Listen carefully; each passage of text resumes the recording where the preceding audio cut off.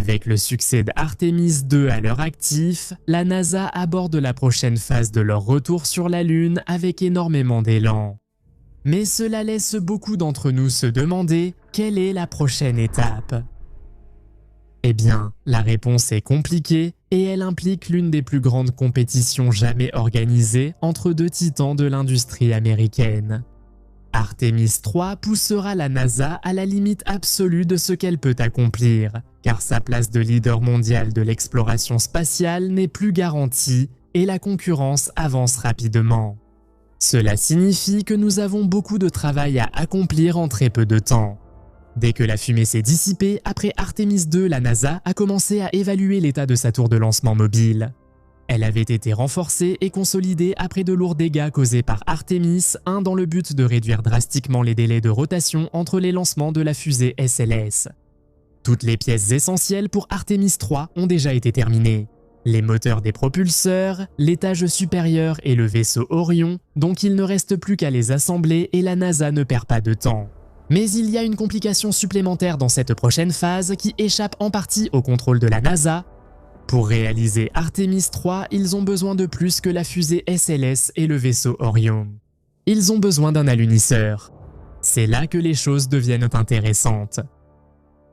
Donc en 2021, SpaceX a reçu un contrat de la NASA pour transformer leur étage supérieur Starship en système d'alunissage habité pour Artemis 3. Maintenant, il est important de se rappeler qu'à l'époque, Starship ressemblait à ça. Un prototype encore très rudimentaire qui se lançait à quelques kilomètres dans le ciel, puis retombait et essayait d'atterrir. La plupart du temps, il explosait, mais après un atterrissage réussi, SpaceX est passé à ceci, le Starship Super Heavy, un prototype beaucoup plus grand et légèrement plus développé.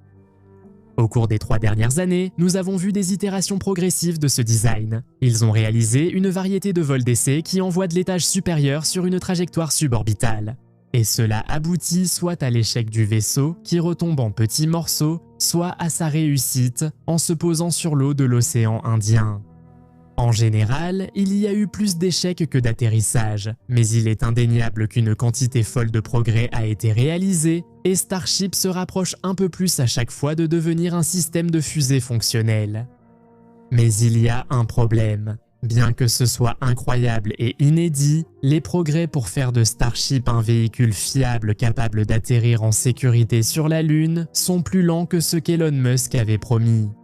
Maintenant, avec le recul, on aurait dû s'y attendre. C'est un peu quelque chose qu'il fait souvent. Donc, en mai 2023, juste quelques jours après que Starship Super Heavy ait décollé pour la première fois et tenté d'atteindre l'espace, il a perdu le contrôle et a explosé en cours de route. La NASA a attribué un autre contrat d'alunissage, cette fois à Blue Origin, le constructeur de fusées américain appartenant à Jeff Bezos, qui à l'époque était célèbre pour envoyer des personnes fortunées à la frontière de l'espace.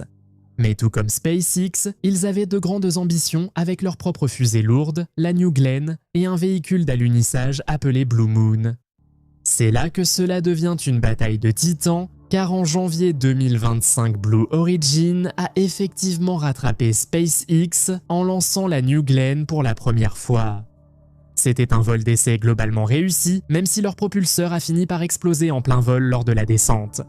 Mais ensuite, en novembre 2025, ils ont testé la New Glenn pour la deuxième fois et tout a fonctionné comme prévu. L'étage supérieur a lancé 2 satellites vers Mars, puis le propulseur a atterri en douceur sur une plateforme flottante. Donc, étant donné l'état actuel de cette course entre ces deux entreprises, la NASA a décidé que l'un ou les deux de ces alunisseurs seront testés lors de Artemis 3. Tout dépend de qui pourra respecter les délais, et ce moment arrive en 2027. Voici à quoi cela ressemble.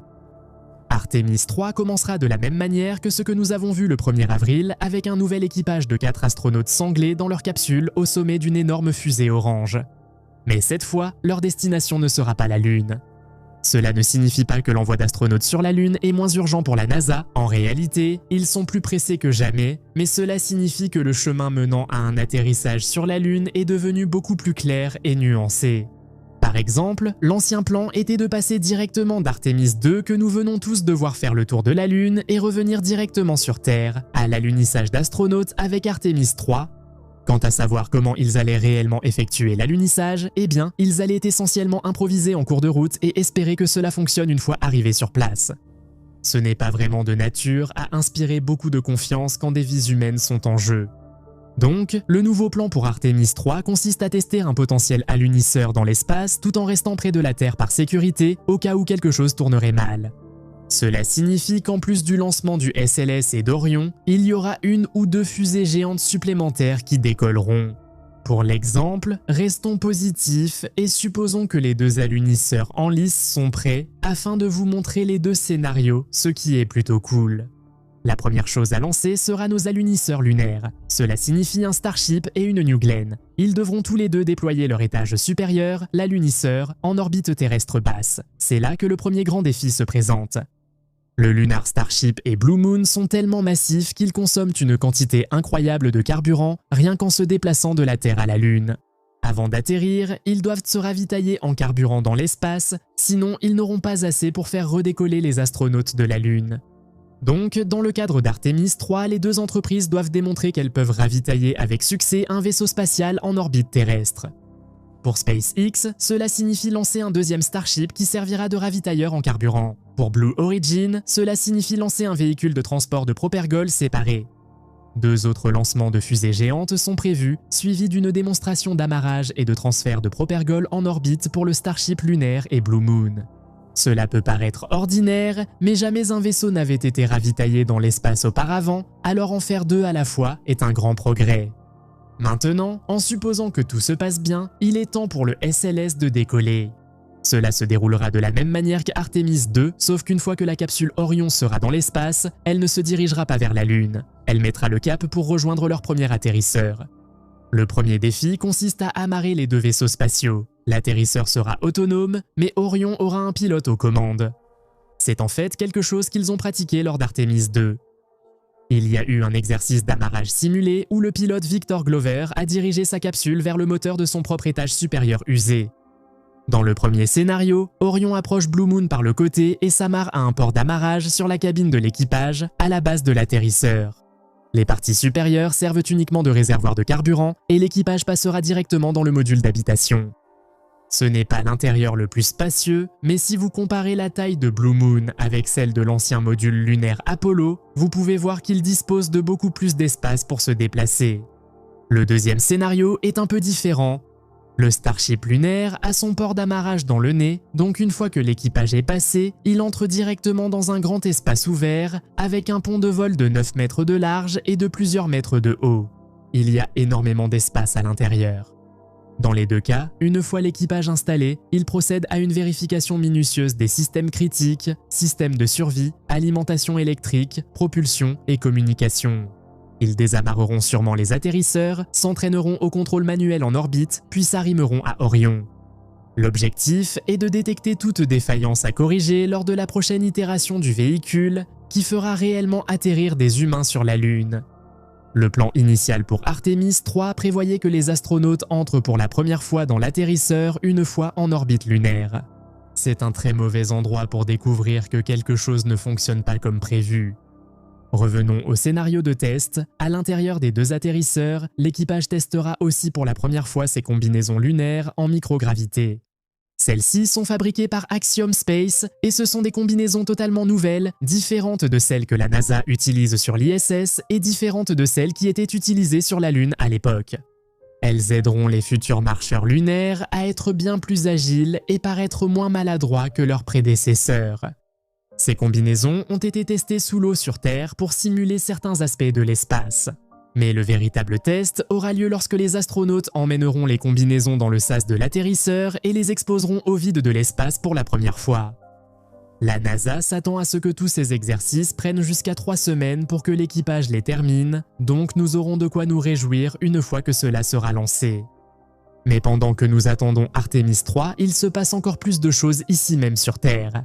En mai 2026, SpaceX testera pour la première fois la version 3 du Starship depuis leur tout nouveau complexe de lancement à Starbase au Texas. C'est ce que l'entreprise considère comme le premier Starship non prototype, le premier terminé. Produit, c'est le véhicule qu'ils estiment capable d'emmener des personnes sur la Lune. Bien sûr, ils devront construire un exemplaire avec tous les éléments d'aménagement intérieur et les systèmes de survie pour transformer cette énorme fusée en un espace habitable pour de vraies personnes, mais ils ont 1 an pour résoudre cela. Chez Blue Origin, ils ont également un lancement historique prévu en mai, un vol d'essai du prototype Blue Moon Mark I.